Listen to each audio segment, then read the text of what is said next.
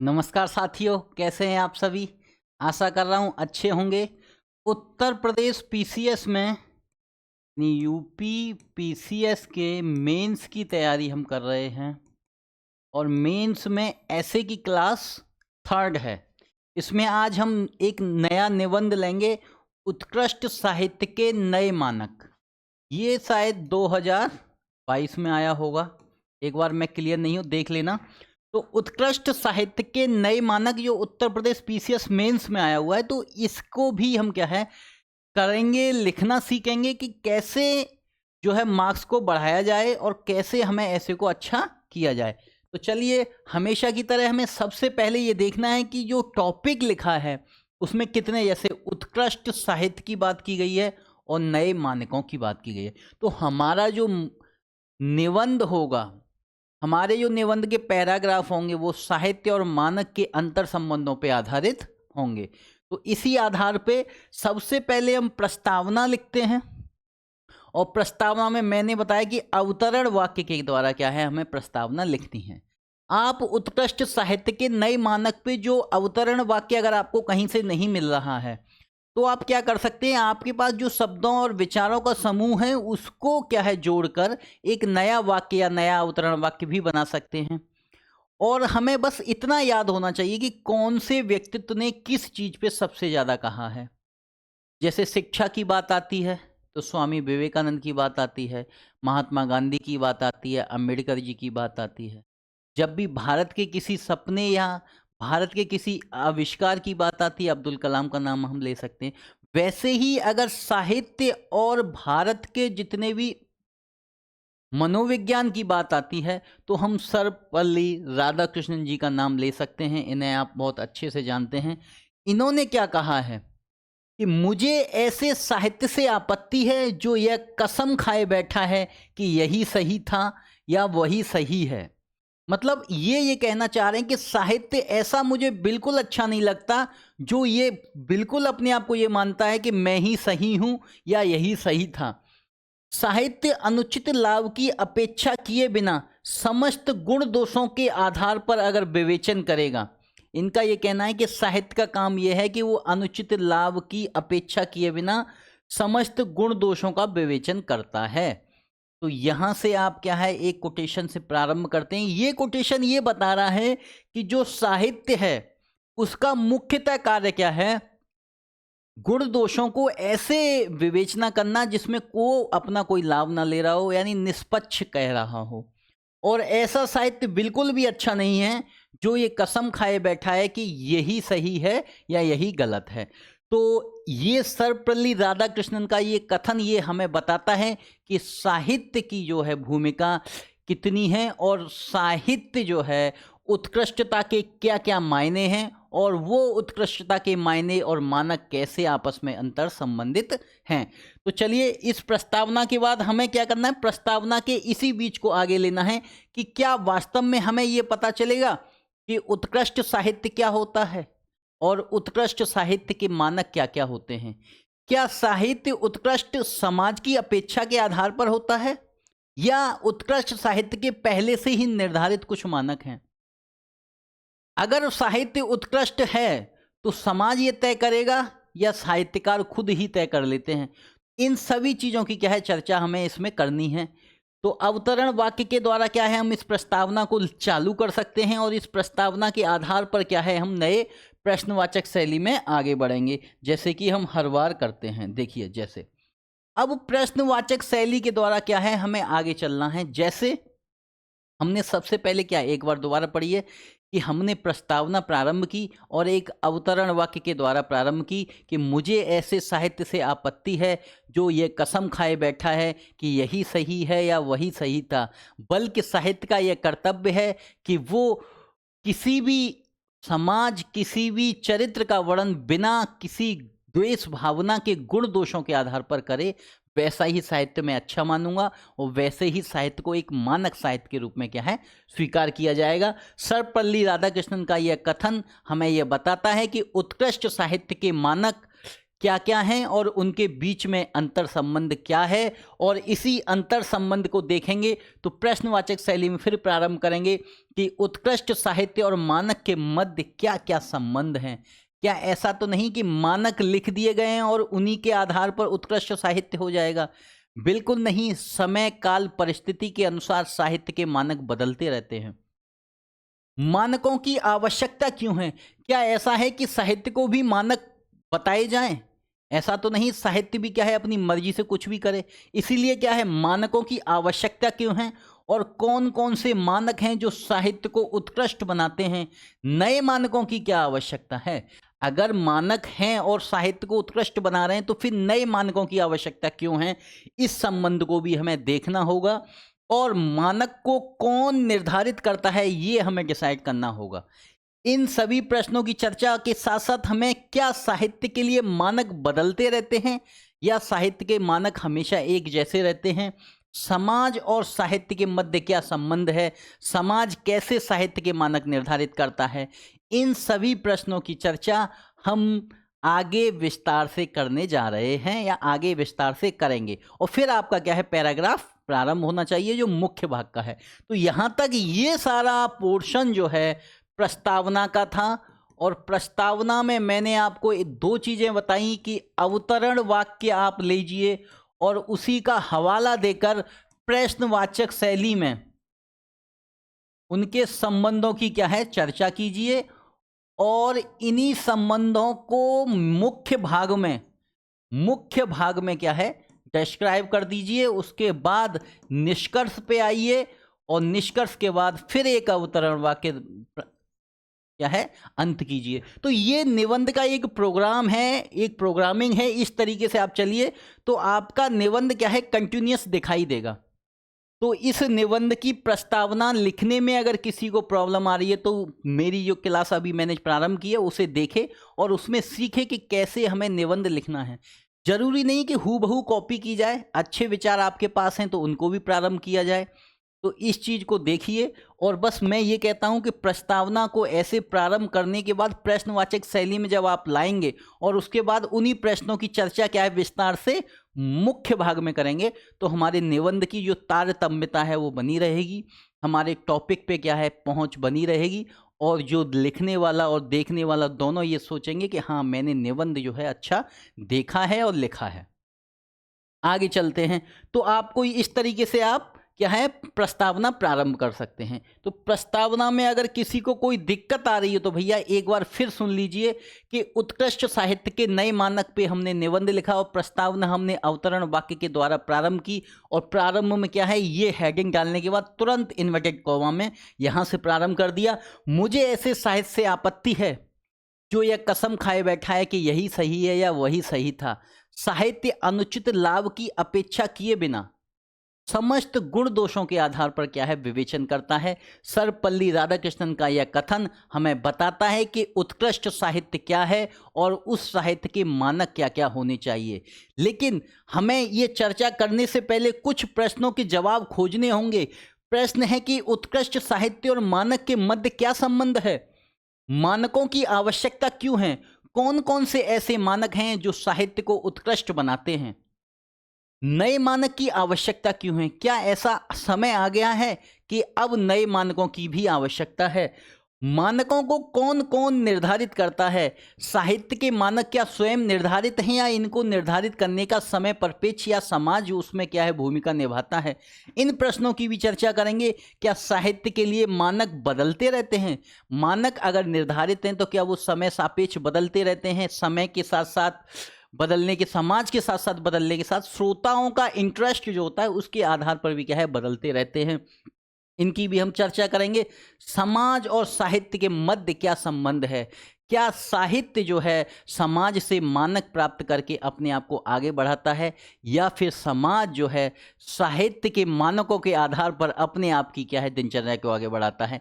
इन सभी प्रश्नों की खोज हम क्या है आगे चर्चा में करते हैं, और इसी के साथ में क्या है हमारी जो प्रस्तावना है समाप्त हो गई यहाँ पर। अब इसके साथ मुख्य भाग में जाएंगे और मुख्य भाग में यहीं से प्रारंभ करेंगे कि उत्कृष्ट साहित्य के मध्य, इनके मध्य क्या क्या संबंध है। तो साहित्य के लिए मानक की आवश्यकता क्यों है, सवाल ये उठता है कि साहित्य के लिए मानक की आवश्यकता क्यों है। तो मुख्य भाग में हमारा ये आंसर होगा क्या कि साहित्य के लिए मानकों की आवश्यकता होती है, क्योंकि साहित्य के कुछ ना कुछ लक्ष्य होते हैं। साहित्य को क्या है, लक्ष्य प्राप्त होते हैं, करने होते हैं।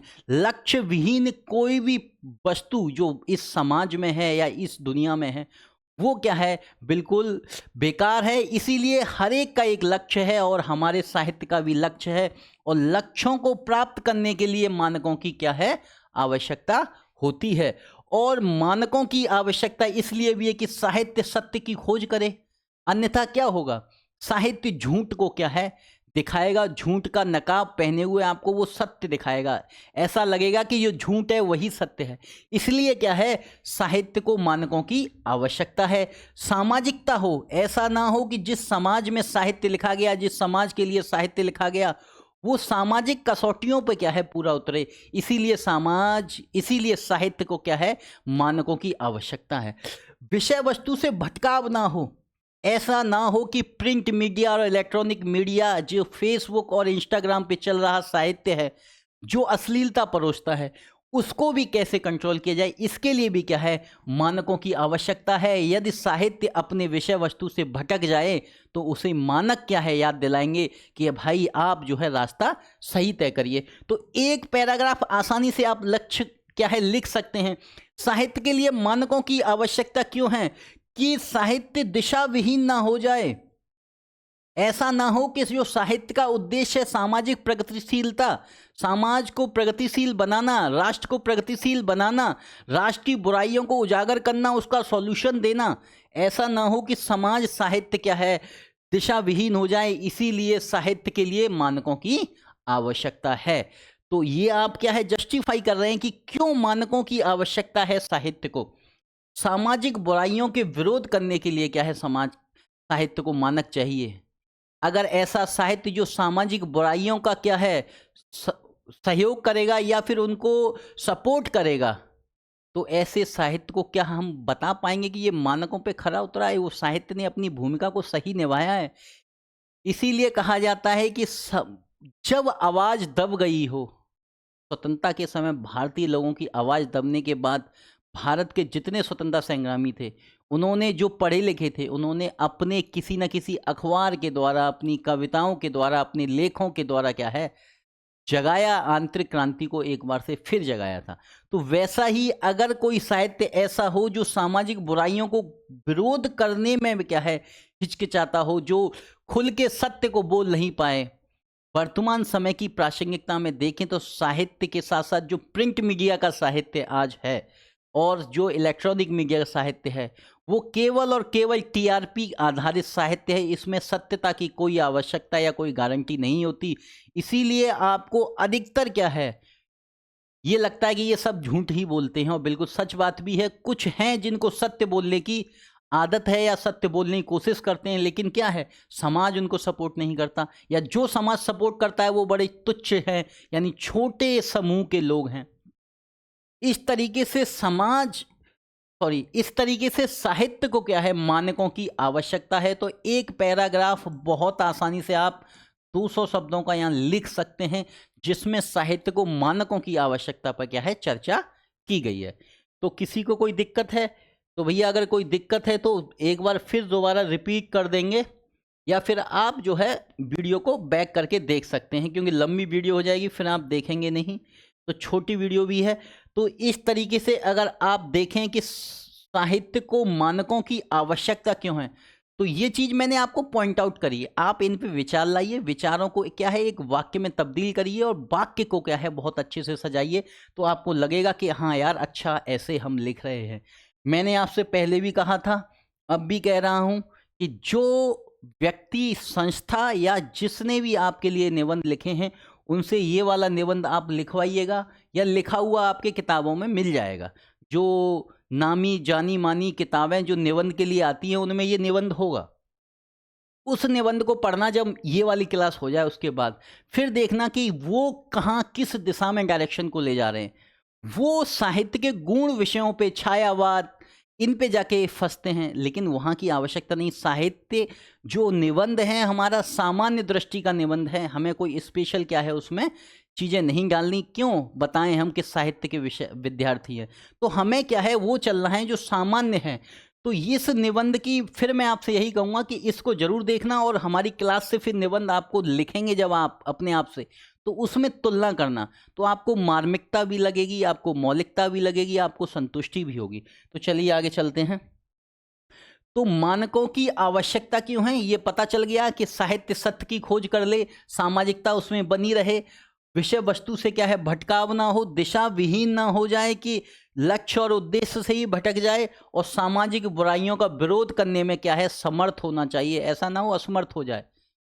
पेड न्यूज, कितने सारे ऐसी चीजें हैं जो जानबूझकर उन्हें पता है कि ये गलत है, लेकिन फिर भी उसका समर्थन करते हैं, या फिर उसका विरोध ही नहीं करते। विरोध ना करना भी क्या है एक समर्थन ही है, तो वो पीछे से क्या है समर्थन करते हैं। तो वैसे साहित्य को जरूरी है कि वो मानकों पे आधारित हो, ताकि वो जो है काम करे, जिससे समाज में प्रगतिशीलता आए, समाज जो है आगे बढ़े। ठीक है ना, अब आगे चलते हैं।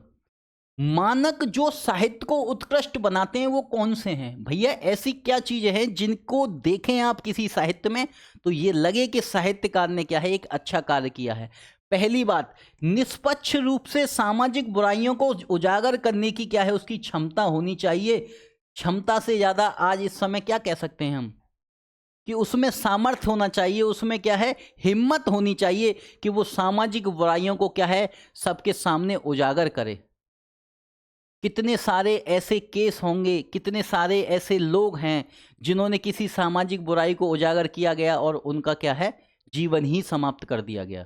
तो ऐसे हैं, आपने कई पिछले 4-5 साल का इतिहास जो है भारत का अभी का देखेंगे आप, तो नामी गिनामी जो गुंडे रहे हैं उन्होंने जो साहित्यकार या उनकी जो सूचनाएं लीक करने वाले व्यक्ति थे उनका जीवन ही समाप्त कर दिया।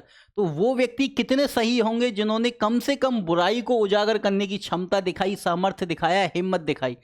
तो मानक ऐसा होना चाहिए जो साहित्य उत्कर्ष बन सके, तो निष्पक्ष क्या है सामाजिक बुराइयों को उजागर करने की क्षमता हो।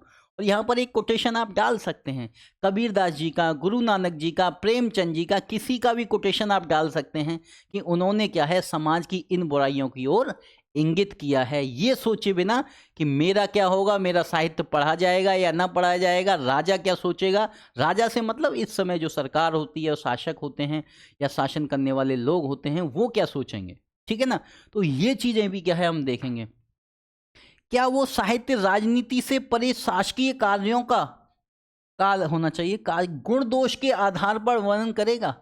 क्या शासन की ऐसी नीतियों को बताएगा कि ये नीतियां भैया गरीब वर्ग को नहीं, अमीर वर्ग को और अमीर कर रही हैं, गरीब को और अमीर कर रही हैं, तो गरीब को और गरीब कर रही हैं। तो ऐसा साहित्य भी क्या है हिम्मत वाला होता है, और ऐसे साहित्यकारों को क्या है प्रमोशन होना चाहिए, उनको क्या है उनको पुरस्कृत करना चाहिए। तो कैसे मानक ऐसे हों उस साहित्य में कि वो राजनीति से परे हटके, राजनीति के दबाव के बिना जो है शासकीय कार्यों का गुण दोषों के आधार पे क्या है वर्णन करे। केवल दोष नहीं देखे, गुण भी बताए, क्योंकि साहित्य का क्या है एक आईना है, वो निष्पक्ष किसी के सामने क्या है उन चीज़ों को परोसेगा, किसी को बताएगा, लेकिन कितना कौन जो है उसको एक्सेप्ट करता है ये अलग मैटर है, लेकिन साहित्य का ये कार्य होना चाहिए। तो मानक जो साहित्य को उत्कृष्ट बनाते हैं, तो इन मानकों पर अगर साहित्य लिखा जाएगा तो उत्कृष्ट बनेगा। अनुचित लाभ लिए बिना अपने विभिन्न श्रोताओं का मानवीय गुणों के आधार पर संवेदनशील बनाना, यानी कि ये कहना चाह रहा है कि आप इस लाभ की अपेक्षा मत करिए कि मैं अगर नारियों के विरोध में लिखूंगा तो मुझे लोग कम सुनेंगे, या फिर मैं ऐसा मनोरंजक क्या है साहित्य लिखूंगा जिसमें एक विशेष वर्ग के श्रोता मुझे क्या है सुनेंगे। तो ऐसे लाभ की अपेक्षा नहीं करनी चाहिए साहित्यकार को। उसे क्या चाहिए, उसे ये चाहिए कि वो बिना लाभ के अपने विभिन्न श्रोताएं, अगर उसके श्रोतागण हैं तो उनको मानवीय गुणों के आधार पे संवेदना उसमें उत्पन्न कर दे, उसमें ये उत्पन्न हो जाए कि भैया जो सती प्रथा है बहुत ही खराब चीज़ है, मार्मिक चित्रित वर्णन करे और वो उनका हृदय परिवर्तित कर दे। तो वैसा साहित्य क्या है, मानक होना चाहिए उस साहित्य का, और वैसे मानकों की आवश्यकता है। ऐसा ना हो कि वो जो है ऐसे परोस दे कि जो चीज़ करने वाली हो उसको क्या है और प्रोत्साहित किया जाए। जैसे किसी मर्डर मिस्ट्री के लिए क्या है, आप बहुत अच्छे से पेश करते हैं कि ये मर्डर मिस्ट्री है, इस मिस्ट्री के आधार पर कभी क्या है कातिल को नहीं पकड़ा जाएगा, और वैसा ही मिस्ट्री क्या है रिपीट करने की कोशिश करते हैं श्रोता। वो उन्हें पता है कि ये अगर इस तरीके से मर्डर किया जाएगा तो नहीं पकड़े जाएंगे। तो आप भी देखते होंगे कि समाज में मर्डर करने के तरीके क्या हैं, अलग अलग है। तो वैसे ही अगर साहित्य जो है इस तरीके का ध्यान रखेगा, समझेगा कि मार्मिकताओं को क्या है ऐसे परोसना है ताकि हृदय परिवर्तित हो, ना कि उस कार्य को उकसाया जाए, तो वैसे मानक क्या है साहित्य को उत्कर्ष बनाएंगे। समय परिप्रेक्ष्य में दमनकारी नीतियों का विरोध करना भी आवश्यक है। ऐसा नहीं है कि समय आ गया है, समय बदलाव हो गया, अब हमारे इंटरेस्ट की सरकार नहीं इनके इंटरेस्ट की सरकार है, अब हम कुछ नहीं कहेंगे, चुप बैठेंगे, या फिर हम साहित्य नहीं लिखेंगे, या दमनकारी नीतियों के बारे में चर्चा नहीं करेंगे। ऐसा नहीं होना चाहिए। हमेशा साहित्य को समाज के वेलफेयर के लिए कार्य करते हुए ये सोचना चाहिए कि ये नीति समाज के उस वर्ग के लिए अच्छी है या बुरी, इस बात को भी क्या है उजागर करे। साहित्य का उद्देश्य केवल क्या है, ये नहीं होना चाहिए कि ये विशेष वर्ग से संबंधित है इसलिए मुझे इससे कोई मतलब नहीं। साहित्य को हमेशा समय परिप्रेक्ष्य में जितनी भी दमनकारी नीतियां आती हैं उनका क्या है मुखर रूप से विरोध करे और उनका समाधान प्रस्तुत करे। ऐसा ना हो कि देखिए, विरोध करना कोई क्या है एक विकल्प नहीं है। आप विरोध कर रहे हैं इसलिए कि आपको वो अच्छा नहीं लगता, लेकिन आप उससे ये भी तो बताइए कि आपके द्वारा ये कार्य जो किया जा रहा है इसका मैं विरोध कर रहा हूँ और इससे अच्छा कार्य इस तरीके से किया जा सकता है।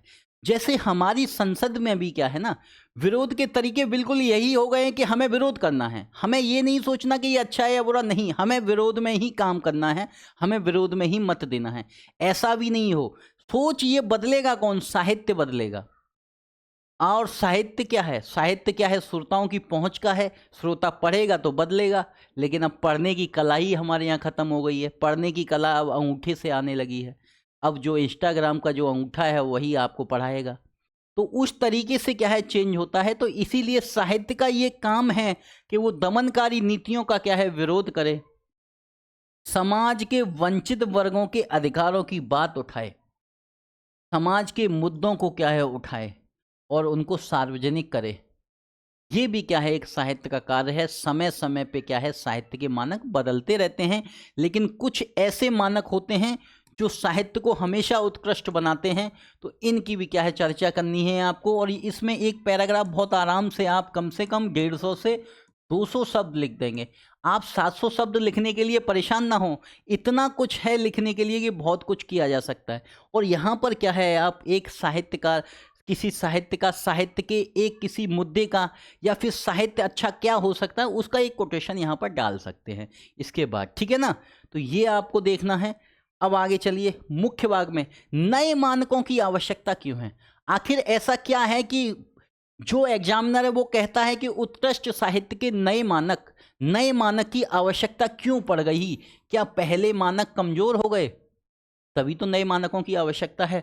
तो नए मानकों की आवश्यकता है क्या, समय बदल गया, श्रोताओं का इंटरेस्ट बदल गया, साहित्य लिखने के तरीके बदल गए, साहित्य को समझने का तरीका बदल गया। तो ऐसे समय क्या है नए मानकों की आवश्यकता होगी। क्यों है, क्योंकि प्रिंट मीडिया और इलेक्ट्रॉनिक मीडिया के साहित्य के द्वारा धन के लालच में अश्लीलता का क्या है प्रस्तुतिकरण किया जा रहा है। आपने कई चीज़ें देखी होंगी, आप ना चाहते हुए भी आपके क्या है स्क्रॉल पे या स्क्रीन पे आ जाते हैं। ऐसे कुछ टीचर भी आते हैं जो अश्लीलता परोस रहे हैं, ऐसे लोग भी आते हैं जो जानबूझ के अश्लीलता परोसते हैं ताकि केवल क्या वॉच आवर्स बढ़ जाएं या फिर केवल उसको लाइक मिल जाए। तो आज के ज़माने में ये बहुत ज़रूरी हो गया है कि जो प्रिंट मीडिया है, हमारा इलेक्ट्रॉनिक मीडिया है, उसके जो साहित्य है वो धन के लालच में अश्लीलता ना परोसें। तो ऐसे समय को रोकने के लिए क्या है, नए मानकों की आवश्यकता है। और इन मानकों को निर्धारित करना कोई विकल्प नहीं है, निर्धारित करने के साथ साथ समाज का सहयोग उनको आवश्यक है कि समाज उसको हतोत्साहित करे, उसको डिसलाइक करे, ऐसा जरूरी है। ठीक है ना। तो ये पहला कि नए मानकों की आवश्यकता क्यों है। प्रशासनिक व्यक्तियों शासकीय नियमों का अनुचित लाभ लेने के लिए क्या है, गलत प्रस्तुतिकरण होता है। आज हमारे प्रशासन में आप खुद देखेंगे, आप डाल दीजिए कोई भी अधिकारी को देखिए, वो क्या कर रहा है, वो कुछ नहीं कर रहा, अपने प्रशासनिक जो उसके पास अधिकार है उनका अनुचित लाभ ले रहा है।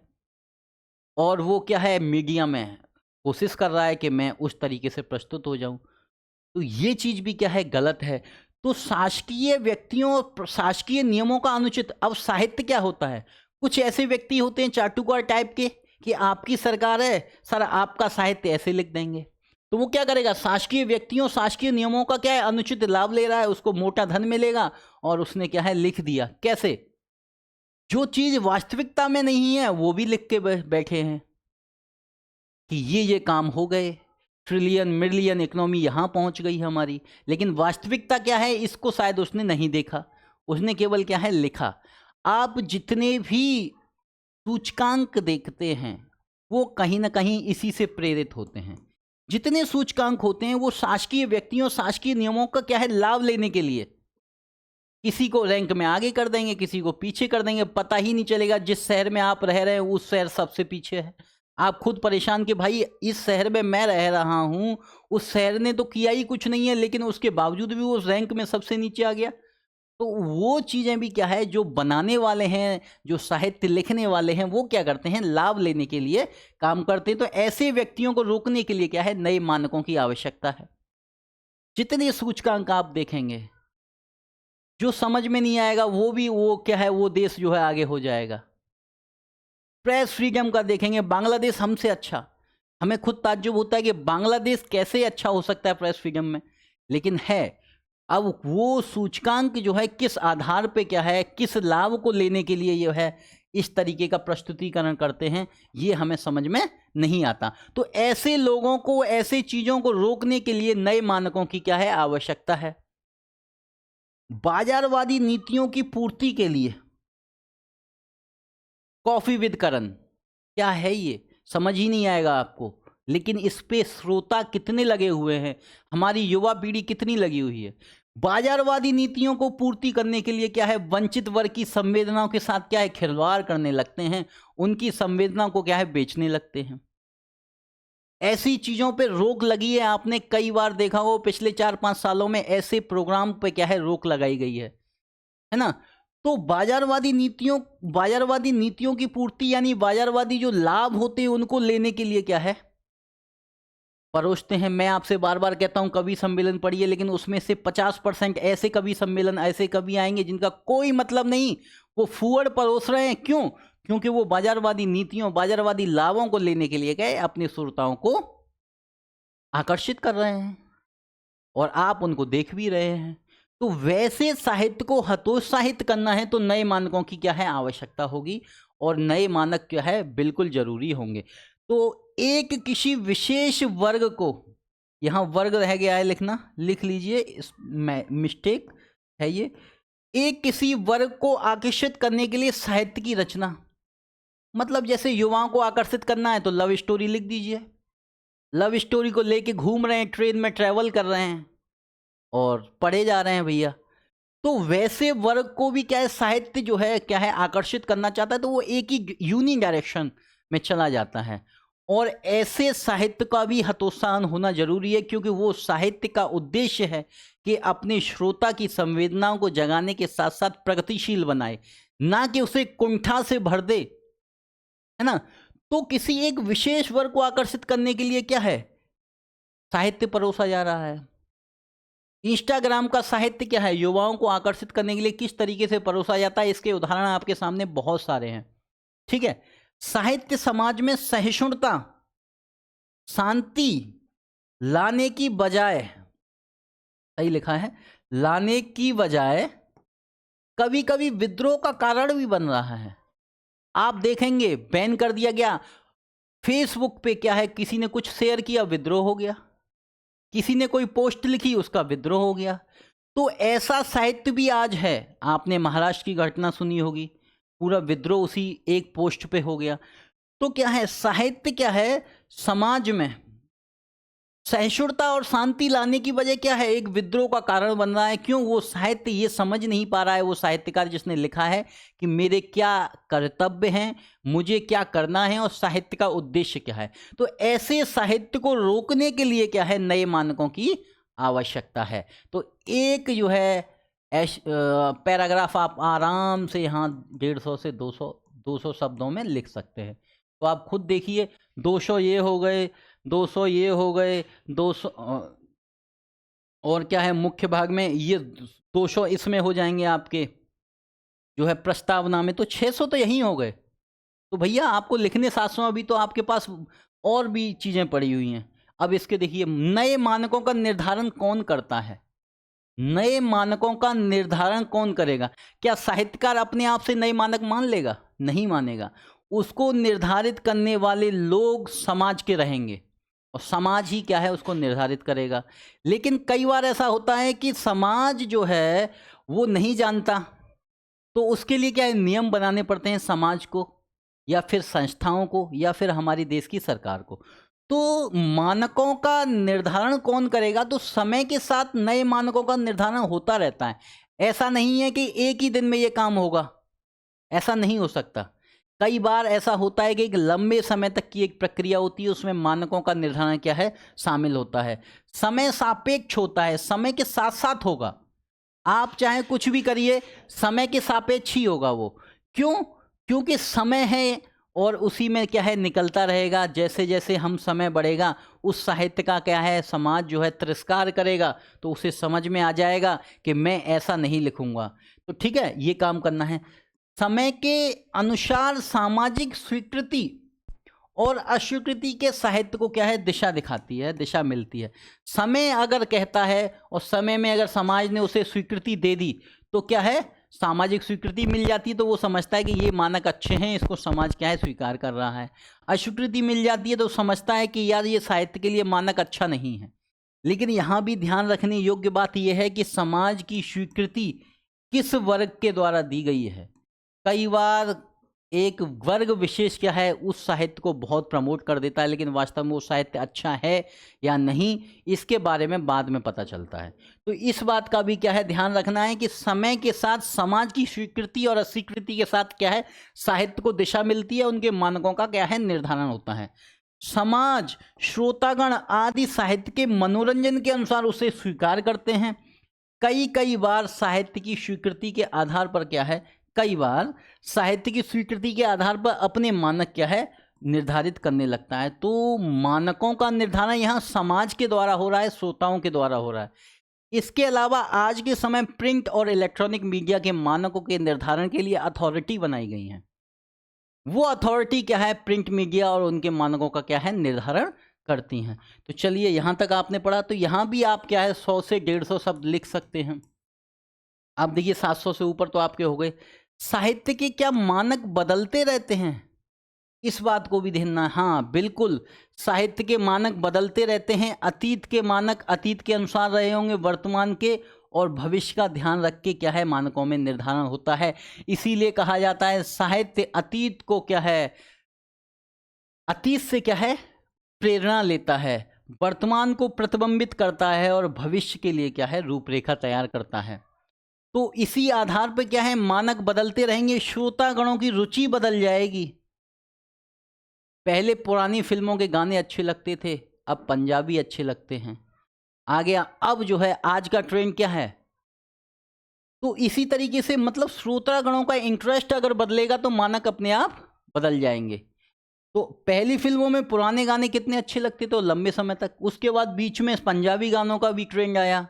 अब इसके साथ ही आज अगर आप देखोगे तो क्या है आइटम सॉन्ग का है, एक आइटम सॉन्ग होगा भैया। तो उस तरीके से श्रोतागणों की रुचि अगर बदली है तो वैसा ही क्या है ये बदलता है। वर्तमान परिस्थितियां बदलती हैं, जैसे 1962 की परिस्थितियों में जो साहित्य लिखा गया वो देशभक्ति वाला साहित्य था। 1999 के बाद जो साहित्य लिखा गया वो देशभक्ति वाला साहित्य था। और वर्तमान परिस्थितियां बाजारवादी हैं। बाजारवादी का साहित्य आपको वर्तमान में मिल रहा होगा। जितने भी आप साहित्यकार देखते हैं सब इसी से क्या है निर्धारित हो रहे हैं। तो वर्तमान परिस्थितियों के आधार पर भी क्या है साहित्य के मानक बदलते रहते हैं। साहित्य धार्मिक चोला पहनकर, अब आपने देखा हो परिस्थितियों में धर्म का क्या है विशेष महत्व होता है। कभी किसी धर्म का प्रभाव थोड़ा सा ज़्यादा दिखेगा, कभी किसी धर्म का। तो साहित्य भी क्या करता है, वो धार्मिक चोला पहन लेता है, वैसा ही रूप अपना बना लेता है जैसा चल रहा है माहौल, और पहनकर अपने आप को क्या है बदलता रहता है, और वो भी क्या है अपने आप में चेंज करता रहता है। इसीलिए साहित्य के मानक क्या है हमेशा एक जैसे नहीं रहते, बदलते रहते हैं। तो इस आधार पे हम ये भी क्या है साहित्य के मानक बदलते रहते हैं, इसको भी आसानी से लिख पाएंगे। तो एक पैराग्राफ यहाँ भी आप क्या है 100 से 150 शब्दों में लिख सकते हैं। तो देखिए आपको लिखने के लिए शब्द कम नहीं पड़ने वाले। आगे चलते हैं, निष्कर्ष की तरफ आते हैं। अब निष्कर्ष जब हम कहेंगे, जब हमने प्रस्तावना लिखी, प्रस्तावना में प्रश्नवाचक शैलियों का प्रयोग करते हुए प्रश्नों को उठाया, उसके बाद उनके उत्तर मुख्य भाग में दिए। अब उसके बाद जो प्रश्न थे और उत्तर थे उनका समायोजन हमें करना है, वो है निष्कर्ष। निष्कर्ष में क्या है, सभ्यता के प्रारंभ से साहित्य का लक्ष्य क्या रहा है, सामाजिक कल्याण का रहा है। परंतु समय समय पर शासकों के अधीन जब साहित्य की रचना हुई तो मानकों में क्या है परिवर्तन होने लगा। समय बदलता गया, शासक बदलते गए, साहित्यकार बदलते गए। आप पढ़ते हैं, इतिहास में पढ़ते हैं, बहुत अच्छे से समझते होंगे इस चीज़ को। तो समय के साथ क्या है, शासकों के अधीन जब साहित्य की रचना हुई तो समय बदलने के साथ मानक भी बदलते गए। वर्तमान समय में साहित्य में हुई गिरावट का श्रेय केवल साहित्यकार को नहीं दिया जा सकता। आज के समय जो साहित्य में गिरावट आपको दिखाई दे रही है, बल्कि समाज को भी है। समाज और साहित्यकार दोनों ही इसके लिए बराबर क्या है उत्तरदायी है। अतः अब समय आ गया है, समय आ गया है कि साहित्य प्रिंट एवं इलेक्ट्रॉनिक मीडिया के युग से अपने आप को संचालित करे तथा बिना किसी भय के, लालच के सामाजिक दायित्वों का निर्वहन करे। ऐसा ना हो कि अब जो इलेक्ट्रॉनिक और प्रिंट मीडिया का, ये प्रिंट मीडिया का मतलब साहित्य जो बुक्स वगैरह में है, इलेक्ट्रॉनिक मीडिया का साहित्य जो आपके मोबाइल से है, उनको अपने आप में क्या है युगों में क्या है सम्मिलित होना चाहिए, उसको क्या है संचालित करना चाहिए, बिना किसी लालच के सामाजिक दायित्वों का निर्वहन करना चाहिए। और समाज के लिए समय है, और समाज को भी क्या है अभी समय है कि वह अश्लील बूहर साहित्य का तिरस्कार करे तथा उत्कृष्ट साहित्य की प्रशंसा करे।